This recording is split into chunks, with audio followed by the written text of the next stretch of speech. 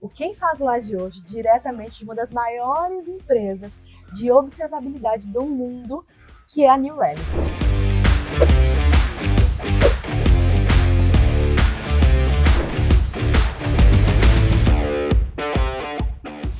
Estou aqui com a Sonja, que eu tive o prazer enorme em conhecer há 2 anos atrás já. Sonja, passou rápido o tempo.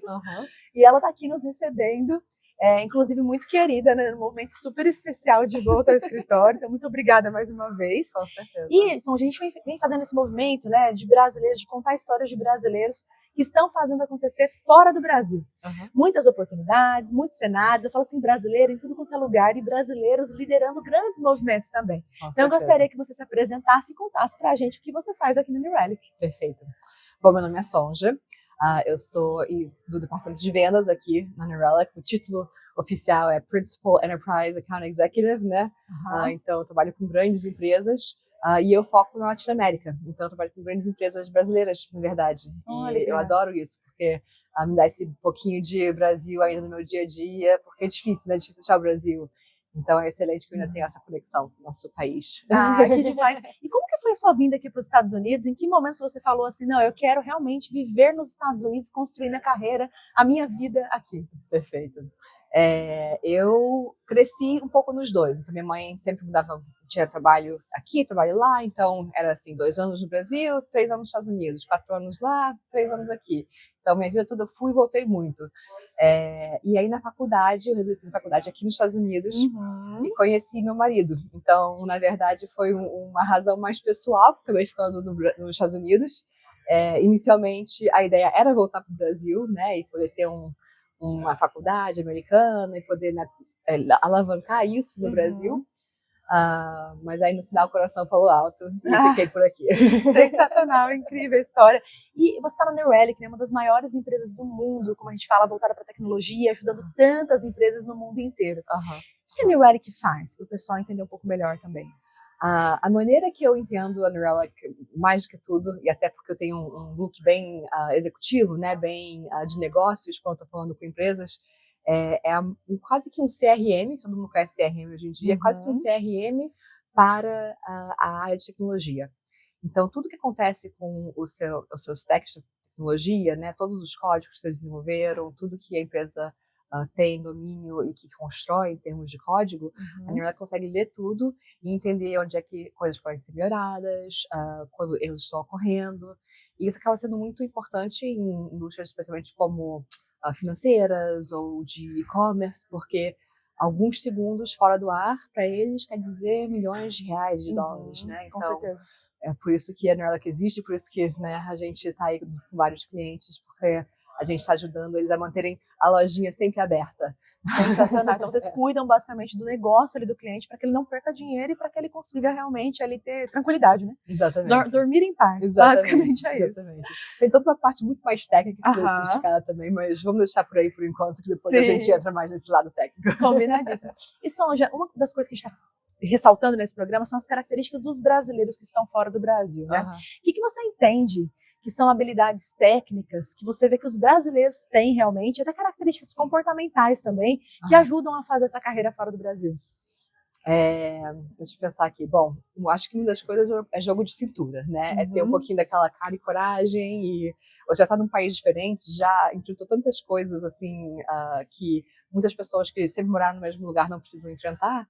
E isso ajuda com certeza, se ajuda em se apresentar para diretores, ajuda no crescimento da carreira internamente na empresa que você trabalha e também externamente, né, conseguindo desenvolver trabalhos com clientes e tudo mais. Então, acho que essa cara e coragem, um pouquinho né, como se diz, coragem, realmente, é isso, coragem. E adaptação, né? Acho que a adaptabilidade do brasileiro acho que é muito alta também. Com certeza, com certeza. Até mais ainda em tecnologia, né? Que a gente fala que o único constante é a mudança. Então, você já tá numa vida de mudança quando você está indo e voltando entre países, né? Ou quando você está conhecendo um país novo. Então, isso tudo ajuda muito no dia a dia. Sensacional. E aquilo que você precisou aprender aqui fora, inclusive você está no Vale do Silício hoje, né? Que é um dos lugares que eu vejo que é mais multicultural que existe, né? Você lida com gente do mundo inteiro, literalmente. Com certeza. O que você aprendeu com essas culturas todas diferentes que você já vivenciou? cuidar bem do tempo das pessoas. Eu acho que é uma das coisas que mais me chocou, assim. Então, eu comecei minha carreira em tech trabalhando com o Brasil. Então, foi até uma maneira que eu entrei em tecnologia, foi porque era uma equipe voltada para o Brasil e precisavam de alguém que falasse português. Então, foi um excelente nicho que eu achei, né? E aí, por um longo tempo também, eu trabalhei com os Estados Unidos, com o Vale do Silício. Meus clientes eram no Vale do Silício. Eu me lembro ali naquela primeira semana ou duas, né? Geralmente eu ligava para os clientes e falava, vamos tomar um café, vamos, né, bater um papo. E foi o choque, foi assim, ok, mas pra quê? Bater um papo pra quê? Por que você quer vir me ver? Por que você quer? Né? Então é tipo assim, quando você está fazendo negócio com os Estados Unidos e até também dentro das empresas, né? É sempre bem importante você ter uma razão, né? E mesmo que essa razão seja de mentoria, né, de conhecer melhor a pessoa, seja claro com isso, né? Eu sendo clara com quais são as minhas intenções sempre me ajudou muito aqui nos Estados Unidos. E é uma das grandes diferenças que eu vejo. E acho que isso me lembra muito a questão do posicionamento também, né? Como você se posiciona diante de situações diferentes aqui. E essa questão do posicionamento, no Brasil, eu vejo que os brasileiros, né? Como eu lido muito com brasileiros que estão fora, eu vejo uma característica muito diferente. O brasileiro que está lá, às vezes tem um receio de se posicionar, e o brasileiro que está aqui, ele já não tem esse receio, né? Já consegue se posicionar, já consegue ter essa ousadia, digamos assim, maior. Exato. E eu sinto também, e eu não sei, quero te ouvir um pouquinho sobre isso, né? Eu sinto também que não tem aquela síndrome do vira-lata. Como que você vê o posicionamento do brasileiro aqui? E como que você construiu o seu posicionamento aqui também? Síndrome do vira-lata, acho que você tem que me lembrar um pouquinho qual que é essa. É um pouco do aquele imposter aquela que eu syndrome? Exatamente. Ok. E essa para mim é um ponto que eu trabalho, porque eu sou também mulher, né? Mulher, Sim. Latina, cresci numa família muito grande, norte do Brasil, né? Eu sou da Bahia, então assim, eu cresci com muitos brincadeirinhas e coisinhas que você acha que não tem problema nenhum, mas aí você vê como devagarinho vai afetando um pouco a sua autoestima, né? E como você pensa de você mesma. E isso foi uma coisa muito legal aqui nos Estados Unidos. E, inclusive, sendo amiga, né? Tendo feito faculdade aqui, sendo amiga de pessoas americanas, até mais internacionais, você vê que é um crescimento diferente, né? Muitas vezes os homens nos Estados Unidos têm um respeito diferente pela mulher. Então, né, existe ali uma expectativa até da mulher, e principalmente da mulher do trabalho, de ter certos níveis que, às vezes, eu não sentia que era esperado de mim pela minha família brasileira, né? Então, essa parte foi interessante. Então, foi interessante de ver os aliados que eu tive durante toda essa época de crescimento, né, profissional, encontrar muitos aliados aqui para me ajudar com essa síndrome. Sensacional, sensacional. E como que você vê, né? Acho que imagino que o seu cargo hoje exige negociações o tempo inteiro também ali com o cliente, né? E aí você lida muito com o cliente Brasil, estando nos Estados Unidos, numa empresa americana. Qual foi a negociação que você, assim, mais foi dificultosa para você por conta de culturas diferentes? E como que você lida com essas diferenças no seu dia a dia também?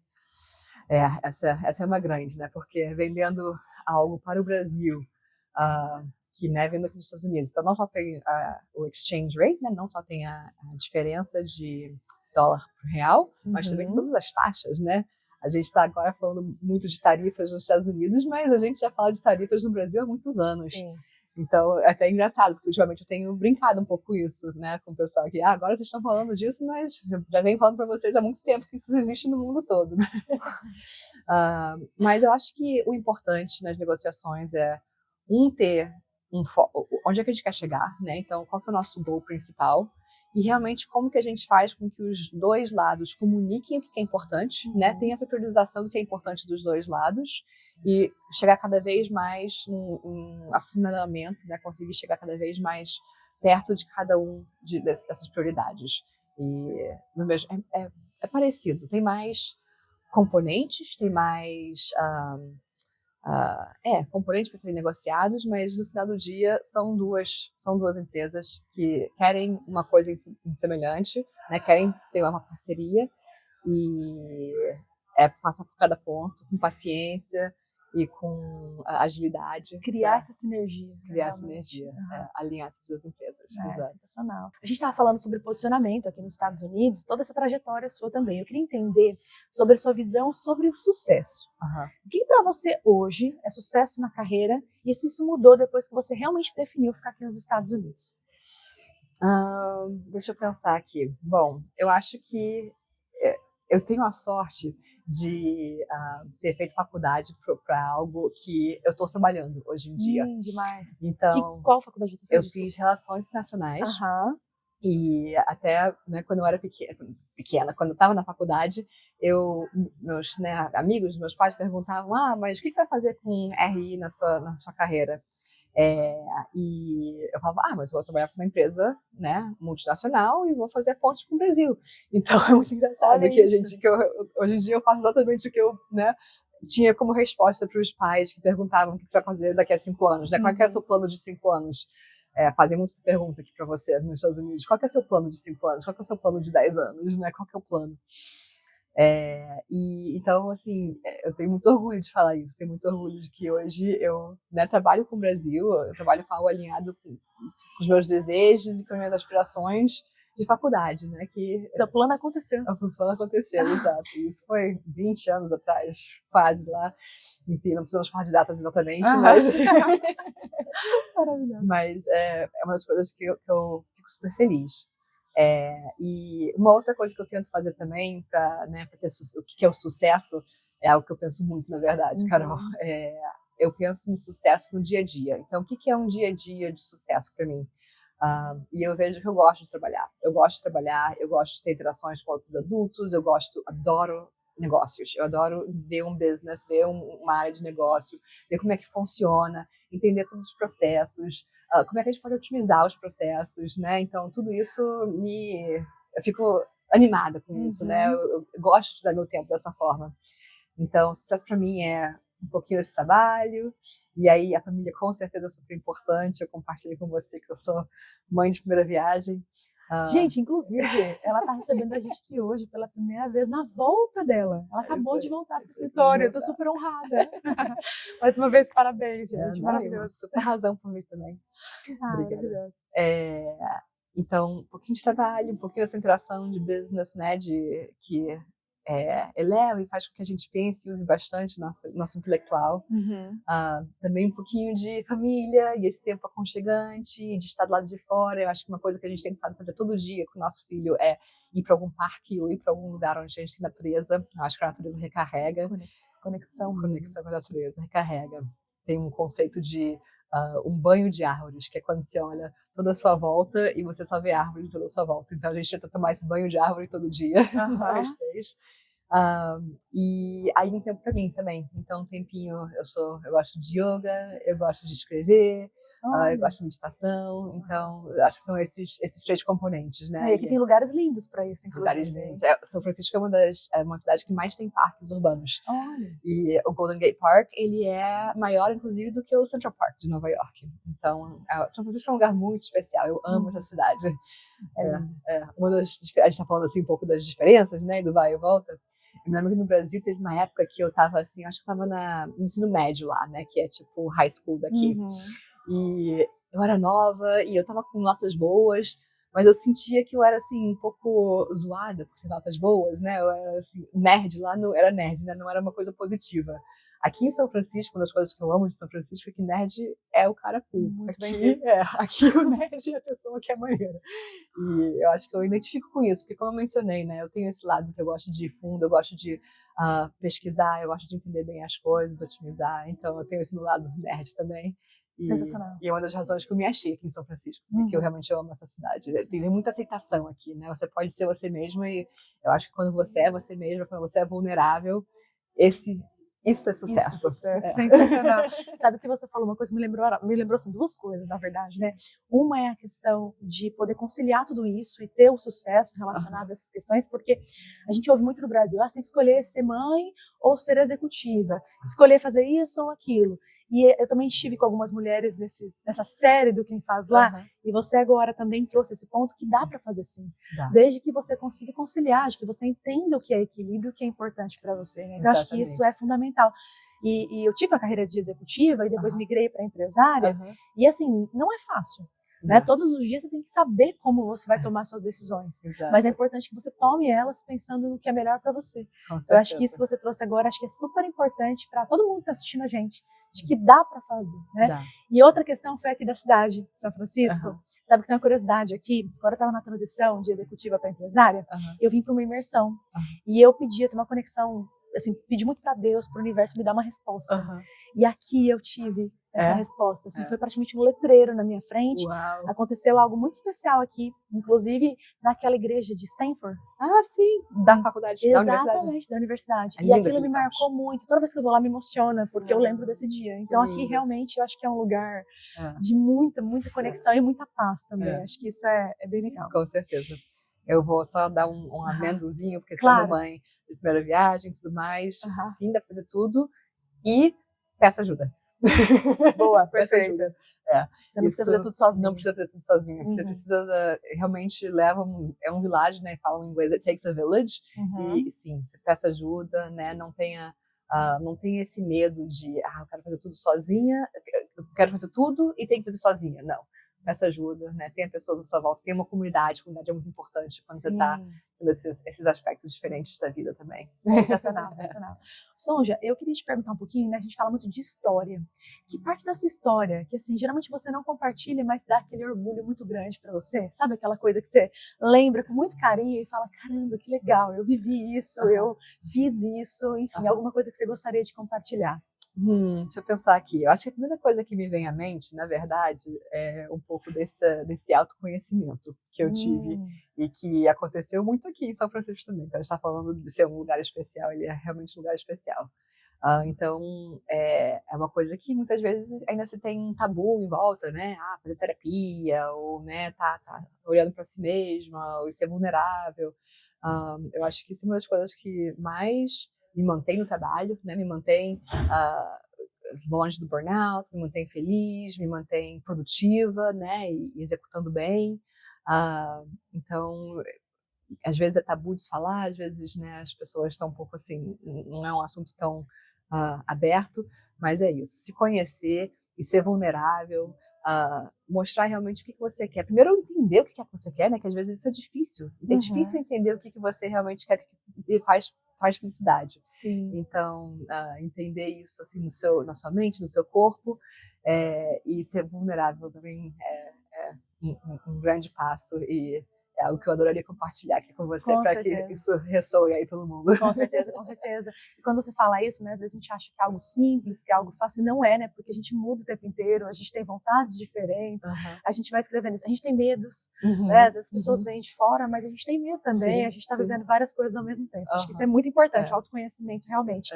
E o que você faz hoje aqui, né, de modo geral, alguma coisa que ninguém te ensinou e você precisou aprender, e que você também tem orgulho disso? Eu acho que é o dizer não. Talvez esse dizer não seja um bom aqui para mim, porque, de novo, levando lá, né, a gente cresce num ambiente onde muitas vezes você acha que dizer sim é importante, dizer sempre sim é o mais importante, estar agradando todo mundo é o mais importante, mas muitas vezes nessa de você tentar agradar todo mundo, você não consegue fazer tudo, você promete demais, né? Então, apesar de muitas pessoas falarem, under promise, over deliver, né? Don't over promise, não sobre prometa, não se prometa demais. Muitas pessoas falam, mas colocar em prática isso é diferente. Então, essa é uma parte assim que sim falaram, mas é difícil colocar em prática no dia a dia. E eu pelo menos eu me vejo quase caindo de volta, porque eu gosto de pessoas, eu quero agradar pessoas, mas é uma aí que é importante a gente se E lembrar eu acho que volta para aquilo que você falou também, né? Lá no começo, na hora que você também aprendeu sobre a questão do tempo das pessoas. E você está aprendendo sobre o seu Meu tempo. tempo, exatamente. Exatamente, respeitando o seu tempo. Exatamente. E eu acho que esse ponto de aprender a falar não também blinda aquelas pessoas que às vezes terceirizam a responsabilidade delas para você, né? Acontece muito isso. As pessoas às vezes mandam alguma coisa que é responsabilidade delas para que você possa fazer. Então acho que esse aprendizado realmente faz muito sentido. Com certeza. E aqui, né? Se você hoje também pudesse, né, apresentar alguma solução que você já viu aqui no Vale, não necessariamente aqui especificamente da empresa, mas que a gente está no lugar mais inovador do planeta Terra, né, que você já viu várias coisas, ouviu dizer várias coisas que saíram daqui. Se você pudesse levar alguma mensagem para o Brasil, que mensagem você levaria? Pensando em inovação mesmo, tá? Assim. Eu estou muito na fase de less is more. Menos é mais, e tem o acrônimo do KISS também, que eu gosto muito, que é Keep It Stupidly Simple. Eu mudei um pouquinho, mas então esses dois, de coisas simples são muito poderosas. E eu acho que às vezes, né, nesse mundo a gente quer fazer coisas incríveis e começa a crescer, começa a adicionar bells and whistles, adicionar coisinhas aqui, coisinhas ali, mas acho que quanto mais simples, quanto mais enxuto, e quanto mais elegante conseguir ser uma solução ou um produto, né, ou o que for que esteja trazendo, acho que é melhor pro mundo. Como um todo. Sensacional. Eu vi que você é muito antenada também em relação ao conhecimento, né? Tem alguma coisa que você gostaria de indicar? Isso nem tá no roteiro aqui, mas que você gostaria de indicar um filme, um livro, alguma coisa que mudou a sua vida profissional, que você fala, olha, às vezes não tem nem tanto a ver com o profissional, mas eu li isso aqui e me agregou no profissional. Alguma coisa que você gostaria de indicar? Eu sou muito fã da Marie Kondo. Não sei se você já ouviu falar dela. Falar dela. E eu vejo muito que eu sinto que as empresas precisam fazer uma Marie Kondo do tech stack deles. Porque é tanta ferramenta, é tanto isso, tanto aquilo que você precisa, que você quer estar comprando, e aí cada departamento seu quer uma coisa diferente. E aí quando você vê, você vai olhar lá a balança do seu CFO, é tanto produto que vocês estão comprando que às vezes aquilo não faz tanto sentido para o seu cliente. E é uma das razões que eu gosto de trabalhar na plataforma com a New Relic, e é uma das razões que eu acredito muito na gente, é que nós somos uma plataforma, né? Então, por que a gente fala que nós somos uma plataforma? Porque você pode desenvolver em cima da gente também. Então, por que isso é importante? Porque uma plataforma pode unir muitas áreas diferentes de um negócio. E no final do dia é isso que você precisa que aconteça, né? Você precisa que o pessoal de produto, de desenho de produto, coordene bem com o pessoal de desenvolvimento, que coordene bem com o pessoal de marketing, que coordene bem com o pessoal de compras, né? Para todo mundo poder ali trabalhar em conjunto e vocês chegarem no objetivo final da empresa.